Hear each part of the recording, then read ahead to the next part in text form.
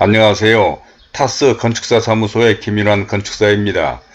오늘은 그동안 건축 강좌가 지나치게 기술적이고 딱딱하다는 의견도 있어서 실제 상가주택을 건축한 어느 건축주 사례를 소개하고자 합니다. 아마도 이분이 상가주택을 건축하게 된 동기나 건축 과정 등의 이야기는 상가주택이나 집을 짓고자 하는 사람들에게 피부로 느껴지는 실질적인 이야기가 되지 않을까 싶은데, 저는 지난 영상에서 요즘 많은 사람들이 관심을 갖고 있는 확실하고 안정적인 재테크 수단인 상가주택에 대하여 전체적인 내용에 대한 영상을 올렸습니다. 그래서 오늘은 실제로 이런 상가주택을 건축하여 살고 있는 제 고객의 사례를 설명드리도록 하겠는데, 아무쪼록 끝까지 보시면 여러분들에게도 많은 도움이 되시리라 생각하는데, 먼저 보시기 전에 구독과 좋아요를 눌러주시면 저에게도 큰 힘이 될 것 같습니다. 그럼 먼저 1번 건축주 소개를 해보도록 하겠습니다. 오늘 소개하고자 하는 A씨는 40대 중반의 회사원으로 다니던 직장도 나름대로 안정적이고 가정이나 사회생활에 있어서도 무난한 생활을 하고 있었지만, 그는 늘 불안하게 생각하는 것이 있었습니다. 그러니까 언젠가는 회사를 그만두게 되거나 은퇴 후가 걱정이 되었던 것으로, 특히 지금까지는 회사에서의 위치가 괜찮은 것 같았는데 50대 중반이면 그만두어야 하는 회사 분위기로 이에 대한 대책이 필요했던 것입니다. 하지만 그러한 대책을 마련하는 일은 쉽지도 않았고, 막연하게만 했는데다가 다른 사람들이 하는 주식 투자나 아니면 창업 같은 것도 생각해 보았지만 사실 이게 쉽지는 않았던 것이죠. 다음으로는 두 번째로 상가주택을 짓게 된 동기에 대해서 말씀드려 보겠습니다. 그러다가 A씨는 어느 날 신문에서 신도시의 상가주택에 관한 기사를 보게 되는데, 가만 보니까 직장에 다니면서 해볼 수도 있겠다는 생각도 들고, 또 자신의 이런 생각에 대해서 다행히도 아내도 흔쾌히 동의를 하여 구체적으로 알아보게 되었다고 했습니다. 그러다가 은퇴를 한 직장 상사 가운데 판교 신도시의 상가주택을 건축하여 살고 있는 선배가 생각났는데, 그분으로부터 자신이 경험한 모든 것을 들을 수가 있었습니다. 그러니까 그분으로부터 얘기를 들어보니까 모든 일이 다 그렇지만 자금 확보가 가장 관건이었고, 사실 다른 거는 별 문제가 아니라고 얘기를 하였습니다. 설계나 건축 등 건축 과정 그리고 사업성에 대하여는 그렇게 염려할 바가 아니라는 것이었죠.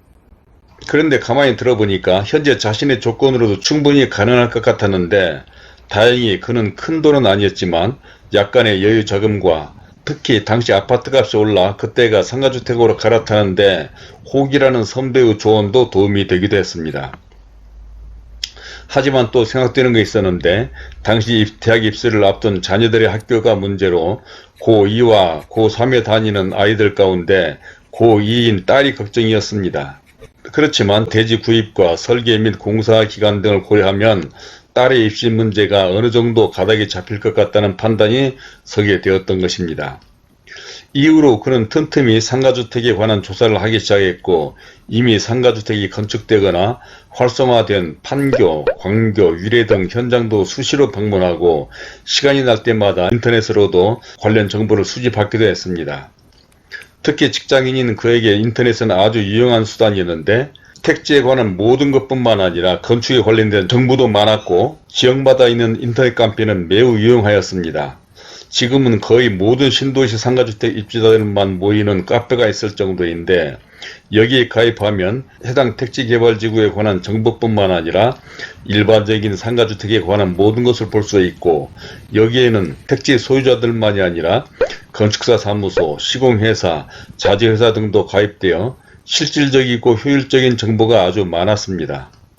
또한 상가주택만을 전문으로 하는 회사들의 홈페이지나 카페들도 있어서 일일이 그런 회사를 직접 방문하여 상담하지 않아도 이런 홈페이지나 인터넷 카페만으로도 충분했던 것이죠.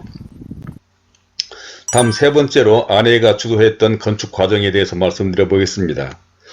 A씨는 그로부터 이런 정보를 바탕으로 대지를 물색하기로 하였는데, 상가주택을 건축하는 데는 다음과 같은 방법이 있었습니다. 기존 도시에서 상가나 주택의 임대성이 높은 지역의 대지를 구입하여 상가주택을 건축하는 방법과, 낮고 활용도가 낮은 건물이 있는 대지의 건물을 매입하여 기존 건물을 철거하고 신축하거나 또는 리모델링하는 방법도 있었습니다. 그리고 최근 전국 각지에 새롭게 개발되는 신도시 내의 상가주택지를 구입해서 건축하는 방법도 있었는데 A씨는 바로 이 가운데 미사 택지개발지구의 상가주택지를 구입하기로 하였습니다. 그가 이곳을 선택하게 된 것은 다른 어느 지역보다도 미사지구는 자신에게 모든 것이 유망하다고 판단했는데 그것은 교통이나 직장, 자녀들의 교육에도 무리가 없으며 특히 서울과도 가깝고 한강과 주변에 둘러싼 산과 자연이 마음에 들었던 것입니다. 그래서 그는 대지 물색부터 건축의 모든 과정을 아내와 함께 했습니다. 아니 직장관계로 자신이 시간이 없다 보니까 그러기도 했지만 모든 것을 그의 아내가 주도하다시피 했는데 대지 물색은 말할 것도 없고 심지어 설계, 시공 등 건축의 주요한 모든 과정을 아내가 거의 도맡다시피 한 것입니다. 그것은 자신이 시간이 자유롭지 못하기도 하였지만 아내의 판단이 더 나은 것 같았는데 설계하는 과정에서는 더욱 그랬습니다.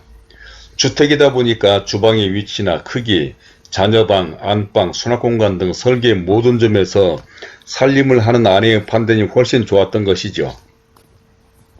또한 건물의 외관이나 마감 등에 있어서도 여자들의 안목이 남자들보다 더 낫다는 생각도 들었고 특히 설계자나 시공회사와의 대화도 그랬는데 건축이나 건설하면 복잡하고 딱딱하다는 선입견은 옛말로 지금은 대부분 집 짓는 일에 나서는 건축주는 남편들이 아니라 대부분 아내들이란 말을 실감할 정도였습니다. 다음으로는 공사 후기에 대해서 말씀드려 보겠습니다. 이러한 과정을 거쳐서 A씨 부부는 건축을 무사히 마쳤는데 집을 지으면 10년을 감수한다는 말도 있었지만 사실 그들은 별로 어려움을 느끼지는 못했고 이러한 것은 A씨 부부뿐만 아니라 신도시 등의 단독주택이나 상가주택을 짓는 대부분의 사람들이 그러하였습니다. 특별한 경우를 제외하고는 그렇게 부정적인 이야기를 들을 만한 일은 겪어보지 못했는데 그런 것은 그야말로 그 옛날 집장사들이나 마구잡이로 공사비를 하던 시절의 이야기에 지나지 않는 것이었죠.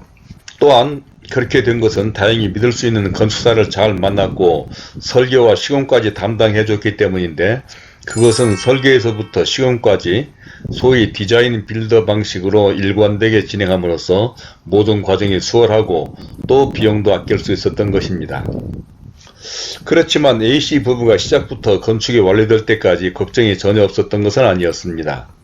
공사하는 내내 마음 졸이던 때도 있었고 잠 못 이루던 때도 있었다고 했는데 건축의 문외한인데다가 집을 지어본 경험이 없었으니 어쩌면 당연한 일이었는지도 모릅니다. 하지만 어느 순간부터 걱정보다는 하나하나 과정이 즐거웠다고 하였고 설계 도면이나 머릿속으로만 상상하던 것들이 실제로 눈앞에 나타날 때 신기하기도 하고 뿌듯하기도 했는데 외장공사를 마친 후 보호막을 철거한 날의 느낌은 이루 말할 수 없었다고 했습니다.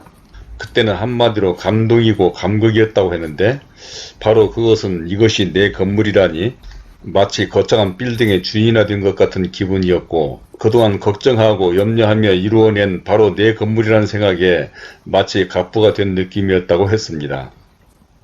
또한 다행인 것은 가장 염려를 하였던 임대가 그리 어렵지 않게 해결됐다는 것이었습니다. 사실 대지 구입이나 설계 시공 과정도 그렇지만 자금 계획상 임대가 가장 신경 쓰이는 부분이었기 때문인데 대지 구입비와 초기 공사비는 그동안 보유 중이던 돈과 땅을 담보로 대출을 받아 해결하지만 공사가 마무리될 시점에 공사비 조달이 염려스러웠던 것이죠. 그렇지만 그것도 당시 살고 있던 아파트를 매매하거나 전세를 주는 대책을 갖고 있었는데 2, 3층의 주택이 공사 중에 바로 계약이 되었고 1층의 상가는 공사가 마무리될 즈음에 카페가 입점키로 해서 아주 잘 마무리되었습니다. 사실 웬만한 지역이라면 2, 3층에 있는 주택은 임대자를 구하는데 그리 어렵지는 않습니다. 그것은 요즘 아파트 임대가가 비싸서 투룸이나 쓰리룸으로 구성된 상가 건물의 주택은 신혼부부 등에게 인기가 높아 아파트보다야 크기나 구조, 각종 편의시설이 좋지는 않지만 가격이 훨씬 싸고 실내 구조나 인테리어도 아파트에 비하여 크게 손색이 없기 때문이죠.